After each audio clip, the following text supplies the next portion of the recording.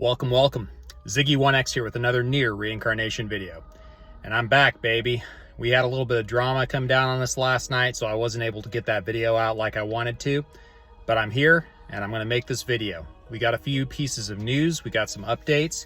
We got the newest Recollections of Dusk trial for Rion now.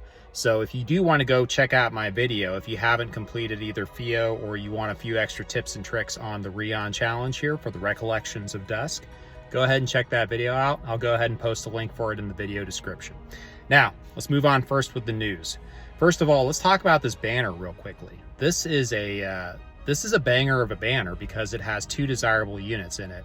I would argue that Bloody Griff is the better of the two, and I will also not lie and say that I did not dip in for 45 pulls on this banner with the tickets that I have, and I did not get a single 4-star, and actually the first 3 10 pulls that I did, I only got a single yellow in the guaranteed slot. So that was horrifying, and RNG doing what RNG does. Moving on with that, I hope you guys, if you are still going for Bloody Griff or if you're looking for Abyssal Mirror FIO, her weapon is phenomenal. The character herself is great as well.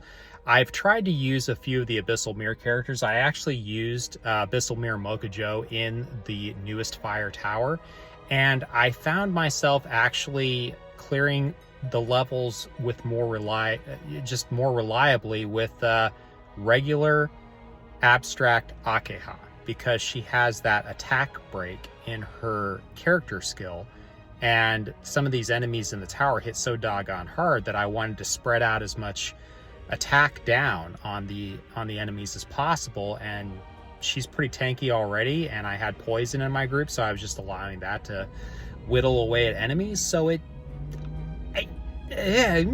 so he's good, but I'll tell you what, that 50% slowdown on the regular weapon skills, that makes it really hard to use the Abyssal Mirror characters in prolonged battles. When you're piling things up and then using them, they got a lot of power behind them, but that usually comes more with the awakenings. I just don't have any of my Abyssal Mirrors awakened, so it's a bit of a mixed bag for me. So the character herself, she's good, FIO this is. The weapon though, it's a phenomenal weapon. So if you are going to go for that banner, this is a great banner to go on. I would suspect though, if I'm making a prediction, if I was a betting man, I would say that we've got something big coming. I would say that we probably have another collaboration coming, say maybe between November 6th and 12th, probably November 11th, I think, if I am recalling the calendar in my head correctly. I may be wrong on that, so don't quote me on that. But if you guys want to hold off for another limited, possibly very good, very hype event, I would say maybe you should just wait and see if you could pull Griff in the regular banners. And FIO, she's great, her weapon's great, but it's not a must-have.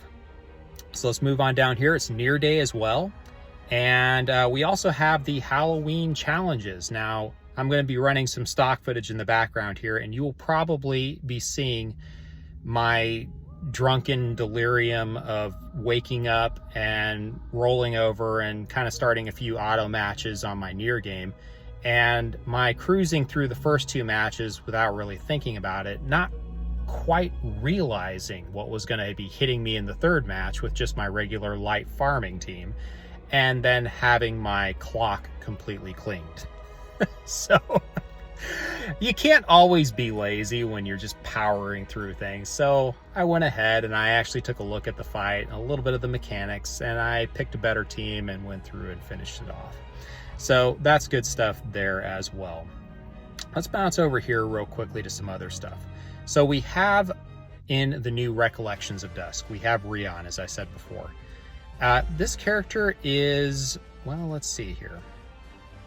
All right, this character is a dark unit, or a dark specialist, which means that much like the dark memory characters, he has a resistance to his opposite element. Since he's dark, he has a 25% resistance to light. Now, my experience in the Fire Tower was almost exclusively dark memory units, the EX units. That innate 25% fire resistance is phenomenal. I mean, it makes such a big difference. And if you're just kind of going for a slow burn, of course, EX Saryu is an amazing unit, and she's a water specialist, which means that she's resistant to fire. So this was just a good fit for me. Now, Rion does have this, but he also has the toughness and the vigor, and his character skill, let's take a look at this guy, is interesting because it inflicts blind, and it also increases dark damage by 30%. So I would have to look a little bit more at this to see how it would fit into things.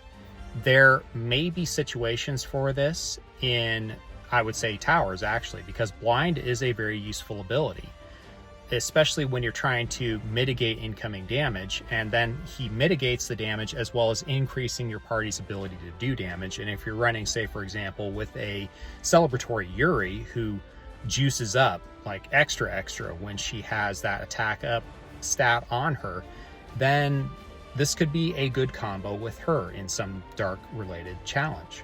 So we'll see. This may be more of a weapon because his weapon is very good. I'm not going to go into the details on it, but it is very good, and it is the first thing you get. So I would highly recommend you dive into this, review the content, take your time with it. There's no rush to get it done, and go for it. The next thing that I want to talk about here is memoirs. Now, I do want to, at some point, do something a little bit more with memoirs because there's a lot of, I think there's a lot of gray area still around memoirs, and at least there's not enough of an emphasis on their importance. We have been getting some good updates for memoirs and for sorting in general, but more specifically for memoirs, because that is the aspect of the game that absolutely needs the most work as far as sorting goes. And I'm gonna keep plugging for this until we get a auto equipping sort feature that I can run a slider up and say I want 100% crit rate and 220% crit damage, and whatever else comes with it. Until we get that, and then it'll automatically populate our characters with those memoirs. And by the way, they just introduced with this newest update the picking by memoir sets, so they've already got that mechanic implemented in the game. All they have to do is introduce a slider system or something along those lines. So by all means, guys, let's do it. Let's get it done. Let's make the memoir system flawless. And I would also like to say that maybe increasing our memoir capacity won't be a bad thing either, because even with me really, and you'll see it in the stock footage I got running on this video here, even with me really going hog on cutting down the number of memoirs that I have, I've still got over 400 sitting in my inventory. So those are 400 decent memoirs and some really excellent memoirs. I wouldn't say there's more than a few exceptional memoirs. They're very hard to find, but yeah, so we got some good updates for memoirs.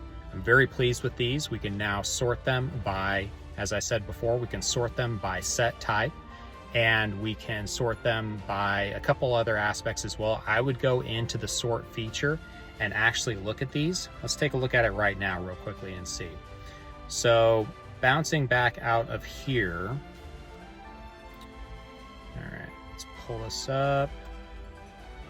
So if we go over here to our memoirs, okay, so when we go in to sort them, you have your regular tabs. Oh, that's the other thing, perfect match. This is a neat little feature because when you used to select secondary abilities, it would still pick up a whole bunch of other things with it. But when you select this perfect match, what it'll do is, like if I click OK right now, there's going to be no results because there are no memoirs with 6 substats, or 6 substats. But if I go right here and I say I want the perfect memoir for attacking, so I'm going to get rid of these guys, okay? I want agility, like let's say arena. This is the perfect memoir for arena. I want crit rate, crit damage, attack, and agility. And I want, let's do a crit rate memoir. Let's see if that magical unicorn exists in my inventory. There are 2 of them. Let's take a look at them. All right. There you go. There's one of them. That's hot. Okay, that's pretty hot. So yeah, there are some other there are some ways to find this. And if I wanted to go even further, I could select it by set. Okay, now when you're using Arena, there is this guy right here, and it is the Blighted, what is this? Blighted Flowers, all right? Now, if we go over here back to our quests, subquests, we're still running, by the way, the double rate up on the Dynast memories. Or sorry, the Dynast memory. The Aberrant memories, all the memories. All the dungeons for the memoirs are still running double rate up. They're just not running half energy anymore. A lot of people went whole hog on that and did a lot of work, and a lot of really great work. But Aberrant Memories, this is right now. We are going to be getting a new dungeon once the second character story is released, probably for the fortune teller girl, for our cage stories. And once we get the dark memory missions for those, we will probably get another dungeon. So, but for right now, we don't know what's going to be in that dungeon. Right now, Aberrant Memories is the best dungeon to farm out for Arena because of this set right here, Blighted Flowers. Okay?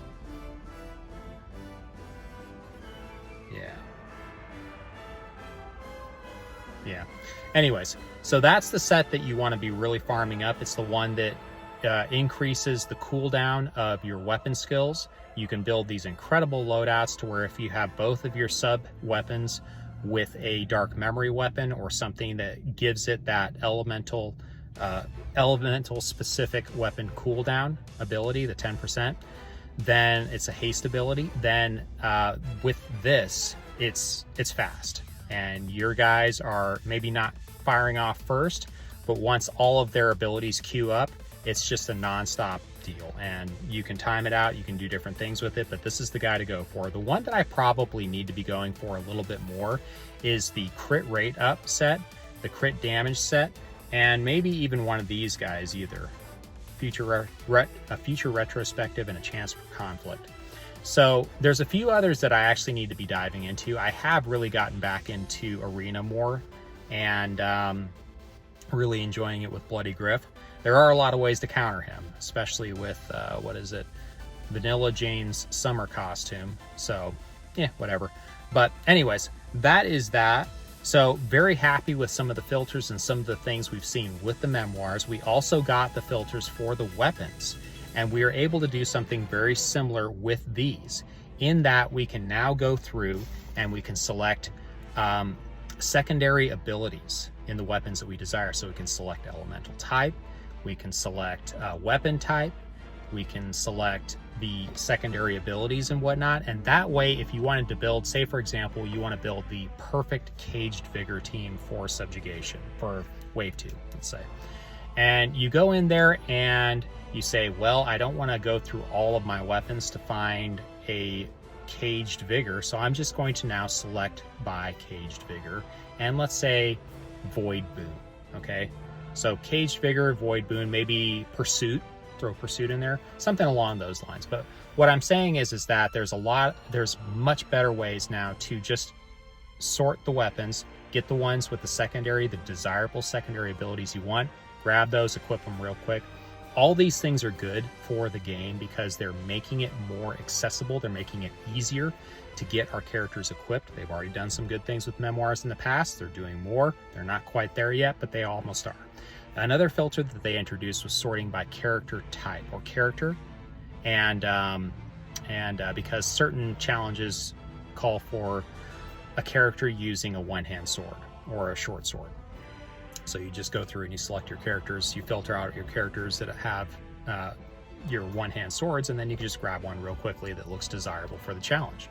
So with these things, with these improvements, we are seeing a little bit more flexibility. We still haven't seen a whole lot of content though. That Halloween content that we saw, that was a nice little challenge. It's not too terribly difficult. If you've got, it's really not difficult at all if you got Bloody Griff. But I would say that there are ways to go around it. There are a lot of ways to pluck that bird. We'll just put it that way. So I'm going to probably leave it here for now. There's not a whole lot else to cover in the game. I mean, NieR Day, we got some free handouts, we got the banner, we got some updates, a few other things. Really no big announcements. We got those big question marks in the roadmap the roadmap that are coming up very soon.